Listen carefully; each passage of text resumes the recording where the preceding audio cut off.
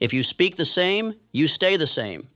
And if your words have ruled you until now, then for the next 30 days, you must rule them. This is not a motivational challenge.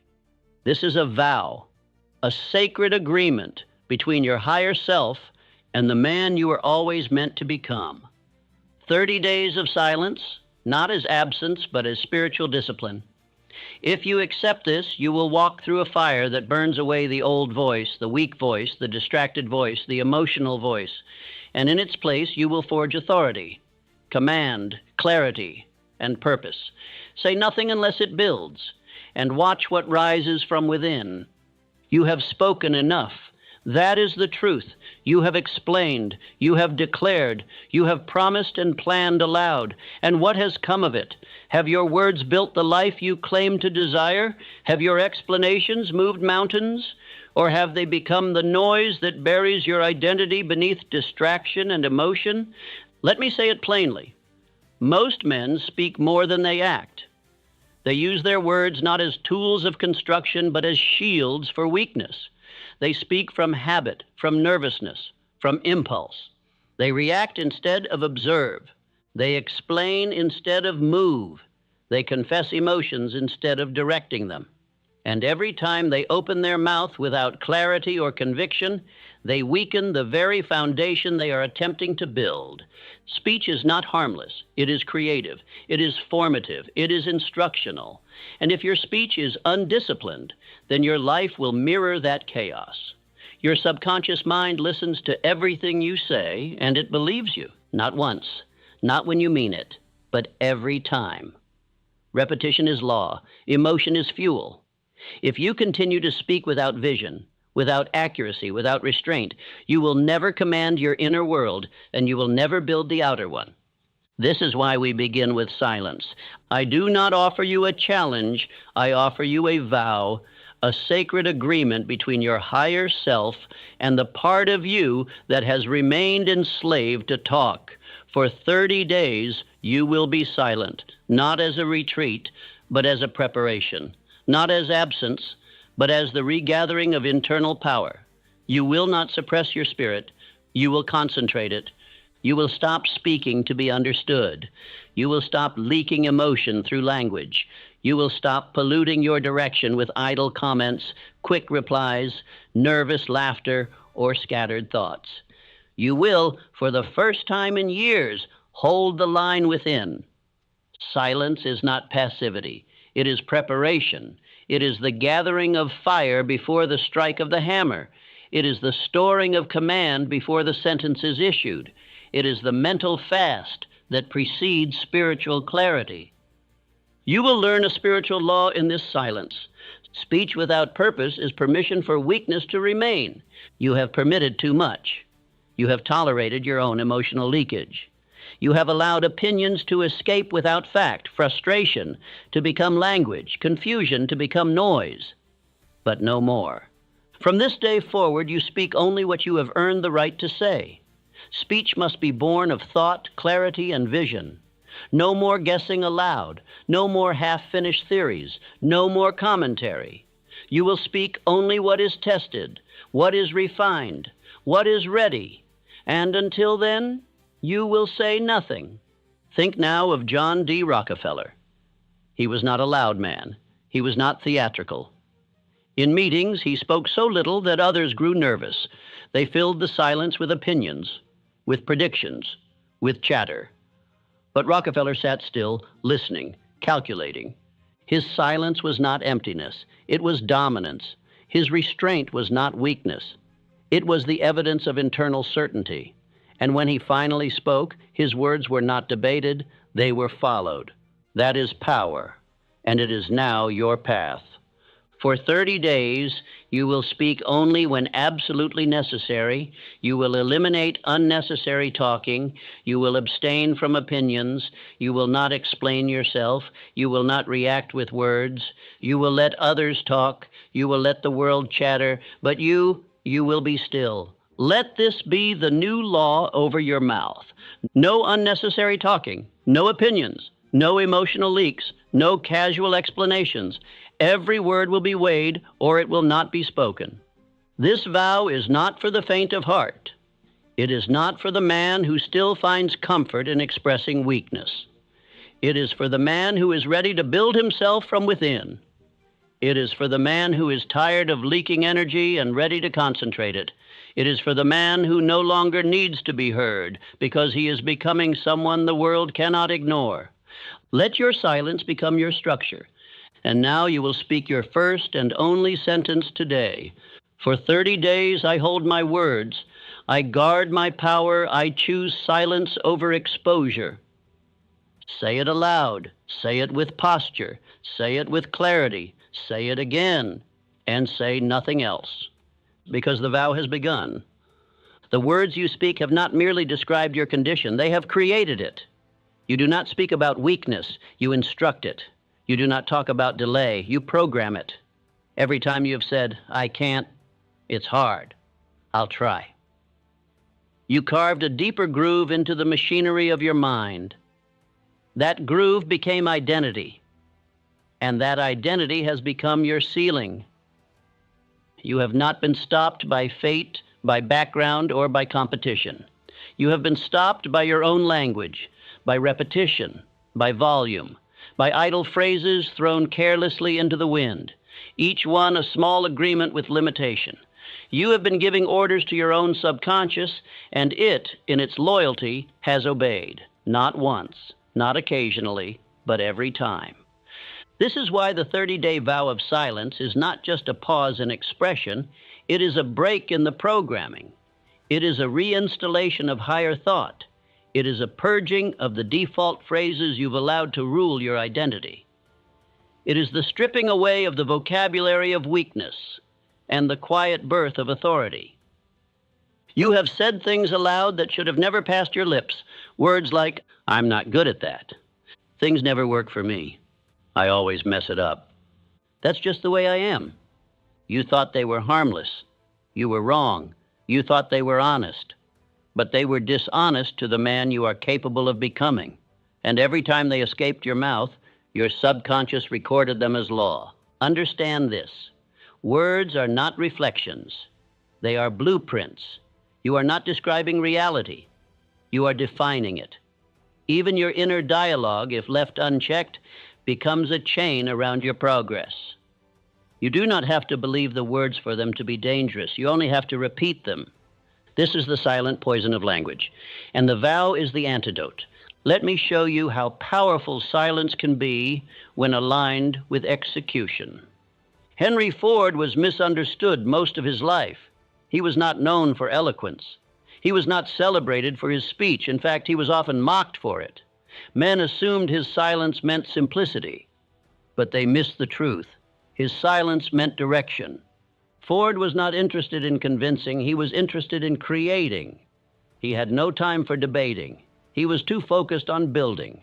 He did not declare intention. He delivered it. He rarely explained himself. And when asked why, he said, thinking is the hardest work there is. Most men avoid silence because they do not know how to think. Ford welcomed it because in silence his vision became vivid. He understood what you are now learning. Speech is a public act of belief. If you continue to speak weakness, even in jest, your belief in strength will never grow. But if you stop talking, you will begin hearing, not the voice of doubt, not the noise of emotion, but the actual thoughts that govern your actions.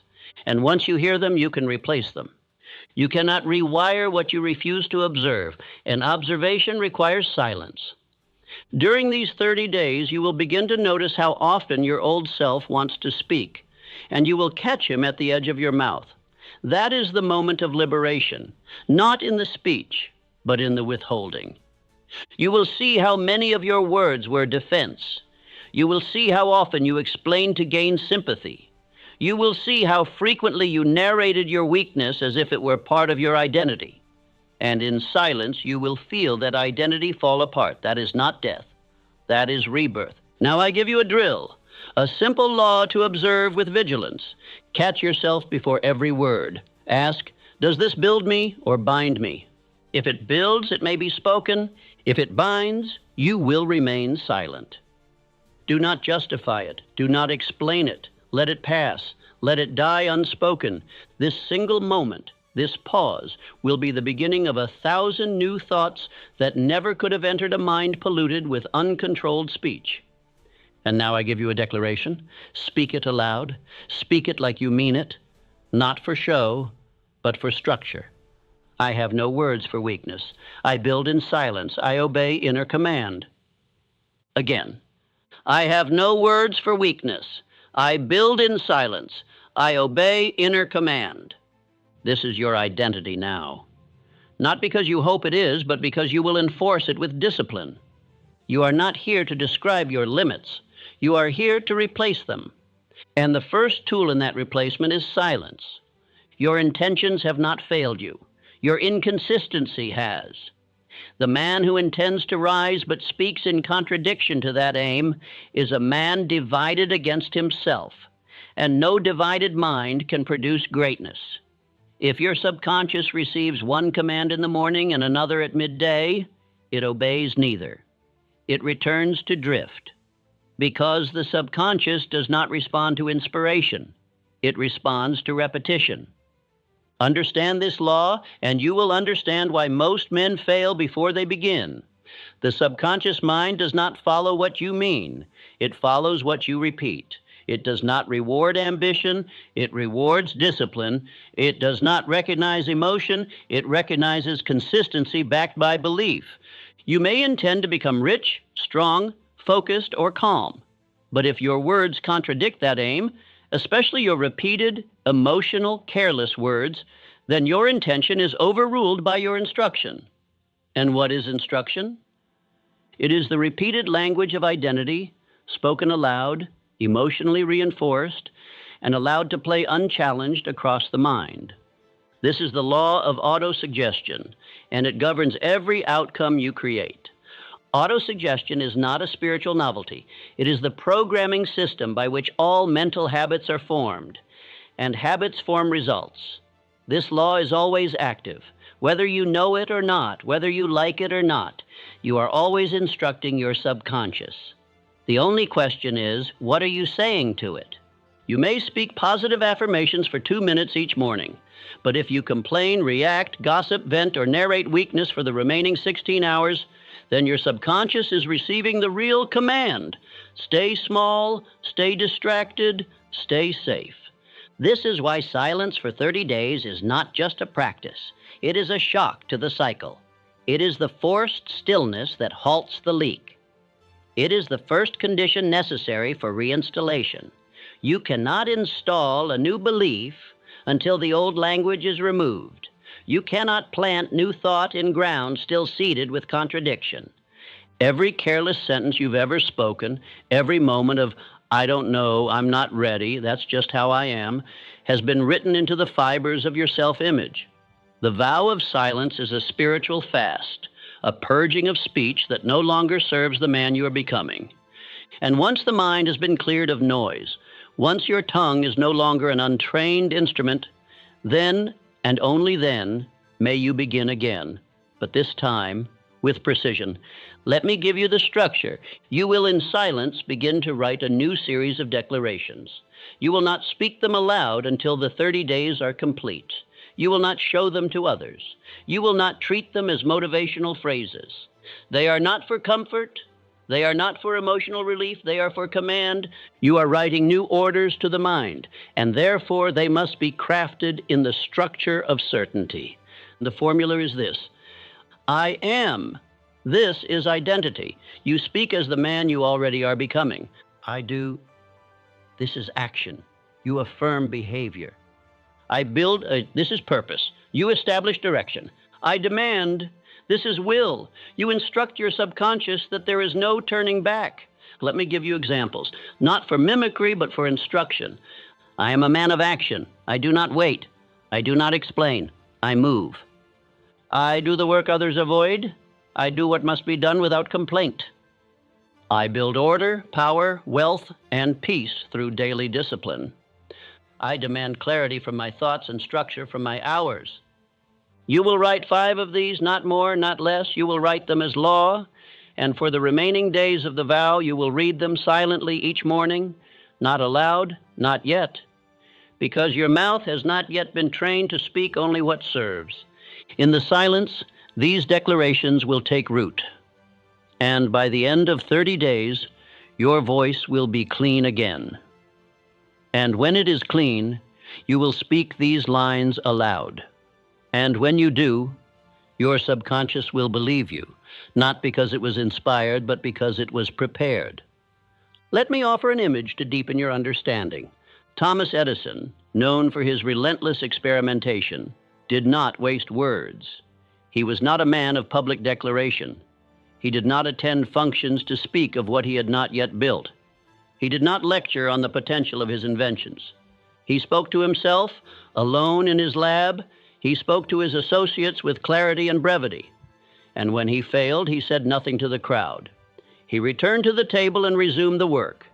He spoke only what built the next test, not what pleased the ears of doubters. His speech was never for approval. It was for action.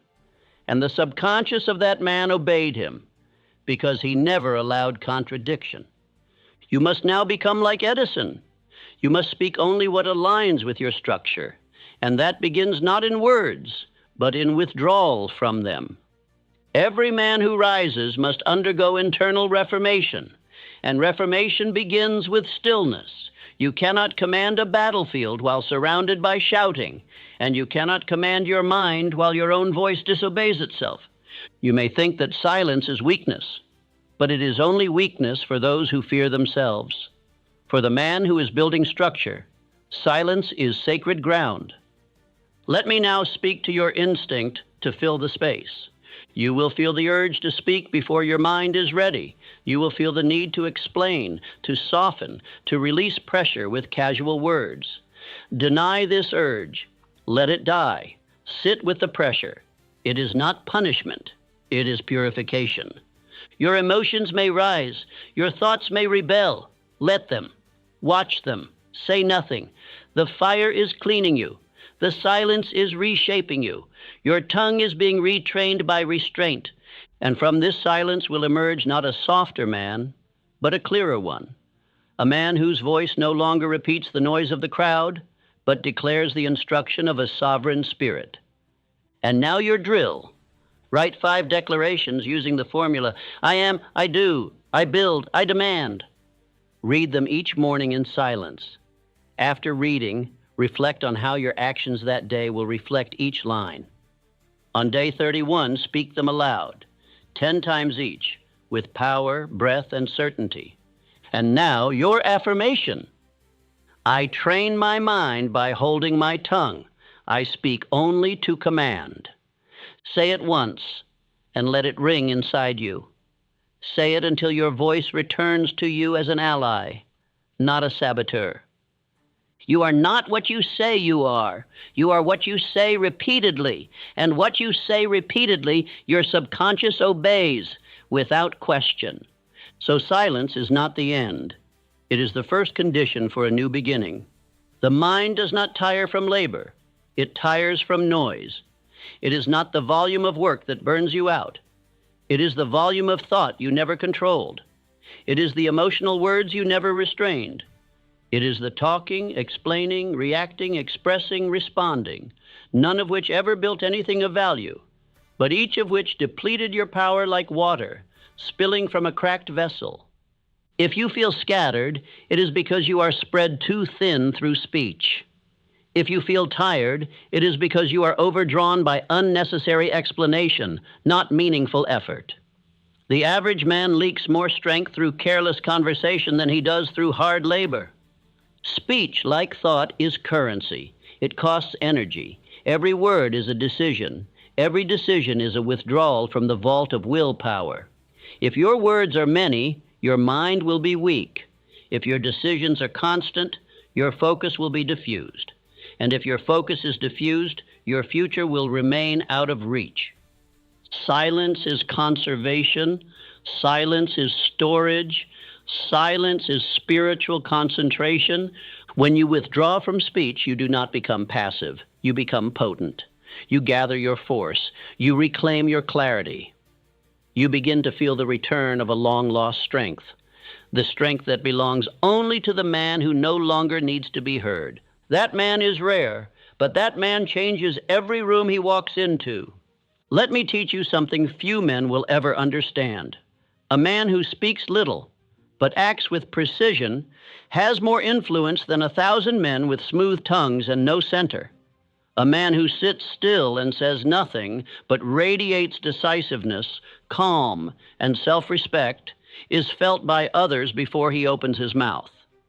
He commands not because he demands, but because he carries his energy instead of spending it. Presence is what is left when unnecessary speech has been removed. When you walk into a room and say nothing, but your eyes are clear, your posture clean, your steps unhurried, people notice, not because you performed, but because you preserved. You carry energy that has not been depleted by talking. You carry decisions already made in silence. You do not chase attention. You anchor the space by occupying it. Silence increases gravity. Most men chase influence by making noise. They misunderstand the law. The more they talk, the more they blend in. The louder they get, the less they are heard. Because attention follows not sound, it follows power. And power is not displayed, it is felt. Let me give you the law. He who is silent becomes visible. He who is loud becomes forgettable. The invisible man is the one who tries too hard to be seen. The unforgettable man is the one who does not chase attention, but arrives with purpose and needs no permission to remain. The greatest among men have always understood this. Abraham Lincoln, whose clarity reshaped a nation, was not known for dominating rooms with talk. He sat quietly, often for long stretches, while others debated. His silence made others uncomfortable, but it made him immovable. He allowed confusion to unravel while he sharpened his own ideas in stillness. When he did speak, it was with finality, not because his speech was eloquent, but because it was backed by clarity purchased in silence. His presence said more than his words ever needed to. That is your new model for the next 30 days and for the rest of your life if you are wise. You will begin practicing presence without speech, not as an act, not as a posture, but as a way of being. You will let others speak freely. You will listen, not to respond, but to learn. You will notice how often you once filled the air with words and how unnecessary it always was. You will allow the silence to work on you, to expose the parts of your identity that only existed when you were speaking. You will feel uncomfortable at first. That discomfort is the heat of transformation. Do not run from it, sit in it, and grow. Your presence will begin to change. You will move more slowly. You will stop needing to say what you think. You will know what you think without needing to broadcast it. You will discover that people listen more carefully when you speak less. You will be asked for your input more often when you withhold it more wisely. Because silence is magnetic, and when your energy is no longer leaking through casual words, it begins to form a force around you that no one can ignore, even if you say nothing at all. Now I give you a new drill. Each day during this vow, practice entering spaces with presence, not words. You may walk into your office, your home, a conversation, a meal, or a decision-making moment, but you will not lead with your mouth. You will lead with your composure, with your attention, with the energy you have kept within. Sit. Listen, watch, respond only if necessary. And if you must speak, speak only what builds. This single habit will rewire your nervous system. You will stop reacting. You will begin perceiving. You will stop performing. You will begin deciding. You will stop burning energy and begin conserving it for forceful, creative direction. And now say this aloud. Not loudly, but clearly, slowly, like a man who means it. My silence speaks. My stillness builds. My presence precedes me. Say it again. My silence speaks. My stillness builds. My presence precedes me. This is not merely an affirmation. It is a command to the mind. It is a rewiring of the very rhythm by which you enter your days. You are no longer here to be loud. You are here to become undeniable. And that kind of man speaks less, not because he cannot, but because he has no need to. The man who explains too much acts too little. That is the truth most cannot bear to hear. They believe that if they describe their intentions often enough, they will become real. But in truth, every explanation is a leak. Every time you give voice to what is not yet finished, you fracture its force. You split the current of your own will. You speak instead of build. You describe instead of decide. Most men sabotage their progress by announcing their aim too early, too often, and to too many. They want to be seen starting. They want credit before completion. They want support for a vision not yet born. But greatness does not need announcement. It needs obedience to movement. Let me give you the law. Build first, speak last. The most powerful plans are not revealed in words. They are revealed in results. And until those results are made visible through action, the plan must remain protected by silence. Silence is not the absence of strategy. It is the womb of action.